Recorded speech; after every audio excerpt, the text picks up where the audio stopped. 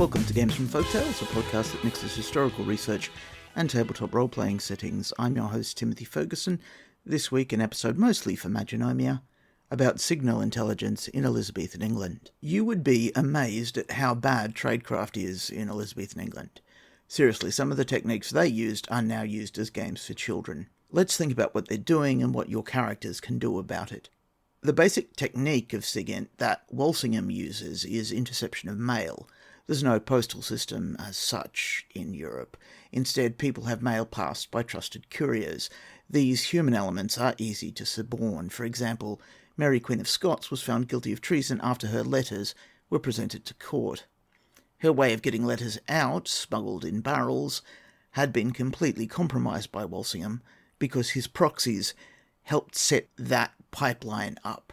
They let it run for ages until they had what they considered a smoking gun, which was a letter saying, "Let the great plot commence," signed Mary. And Walsingham did similar things to foreign services working in England. A heap of mail, for example, was intercepted in the Spanish Netherlands, copied, and then let flow on.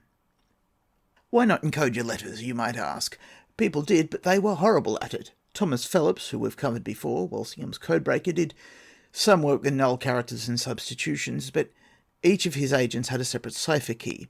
Walsingham holds the Book of Keys, that's what he called it, the loss of which would be a critical strike against his organisation, and he imagines that a similar book exists in each of his rival services, and he might dispatch agents, like the player characters, to destroy or copy those books. The thing is, historically, that's probably not accurate. Cardinal William Allen, who was one of the leaders of the network of Jesuits being snuck into England, gave one of his agents a key, and the key was the word Deus, D-E-U-S. That is, his ciphers were a straight substitution cipher, where instead of A, B, C, and D, the letters are D-E-U-S, and then you fill out each line. This is childishly simple to crack, because frequency analysis has already been invented. If the plaintext were in English, the Deus cipher has the basic problems that any single letters are A or I, and the likeliest characters are E or T. Once you crack a couple of words, the whole thing falls over. Phillips notes in one of his letters the reason he was having trouble cracking a particular message was because the person writing it didn't know as much Latin as they thought they did, and their spelling was terrible. That is, the plaintext was so bad that it compromised the ciphertext. What if we don't use a cipher? What if we use a code? The best-known codes in period are book codes. In that case, the key is a particular edition of a book, and the code is a series of non-repeating locations in the book.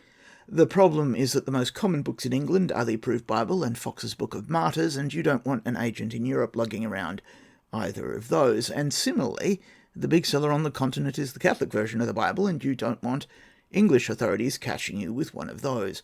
Another problem with biblical codes is that you can't directly mention many proper nouns like place names or surnames, because they aren't in the book. You can spell them out, but it makes your message a lot longer. Swapping out the book of any book code is hard, but I was thinking the other day that if you were a Cellini fan and someone sent you the claws and tail of a scorpion in an envelope, you'd know it was a signal to switch to his biography. That will come up in a later episode. Some of Walsingham's agents use single signal or idiot code triggers. Basically, in the first case, the signal is a context message. You show a red light in a window, and that means yes or now or whatever the agent has been primed with in advance. This is pretty common in ship's actions, for example. An idiot code is an activation phrase that can be hidden in another conversation.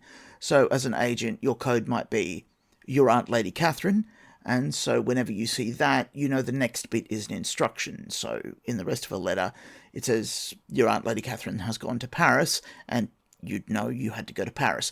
There is virtually no bandwidth in this because you can't keep repeating the idiot code phrase without it being obvious to whoever's reading your communications. That being said, I once read an entire book that used idiot code the whole way through, and I didn't spot it. At the end, there was a flashback where the two characters set it up, and it became obvious. In the game period, suddenly the French do get an unbreakable cipher. I'm not sure how widely the Vigenère cipher is known, but here's how it works. You make a 26 row and 26 column grid, and the top line is A to Z, the next line is B through A, the next line C through B, and so on. There's a graphic of it in the episode art of the blog if you're having trouble visualizing it. You then pick a keyword, you extend the keyword to be the length of the message, and chunk the message into 5-letter batches. The first letter in the keyword gives you the row, and the plaintext gives you the column, and you work your whole way through. The receiver needs to know your code, of course. Now, this simply works, and it isn't broken until the 19th century, but it's too finicky for some field agents, and this is why, even though the French have this, a century or so later, Cardinal Richelieu refuses to use it. He uses a grill instead. A grill, by way of explanation, is a template, and it obscures all the words on the page except the ones that are to be read. They don't work well in modern writing because we believe terse sentences are glorious. Back then, though, language was so flowery and even simple letters so very long that you could work in messages less obviously. This brings in steganography, that is, hiding the message. Tacitus, an early adopter, mentions a couple of methods in his book on sieges. His preferred method was to go through a book and put pinhole pricks under the letters that spelled out the words he wished to spell out. And I presume you'd then hold them up to light so that the pinpricks were more obvious.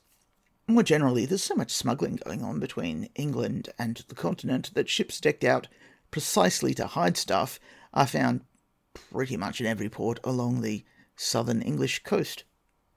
Invisible ink does exist. The Arabs have invented lemon juice ink a while back.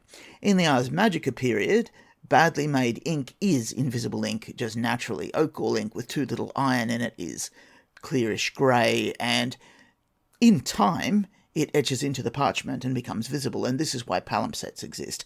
That's where a parchment that has been cleared by being scraped back superficially sometimes has the original text rise up through the new text.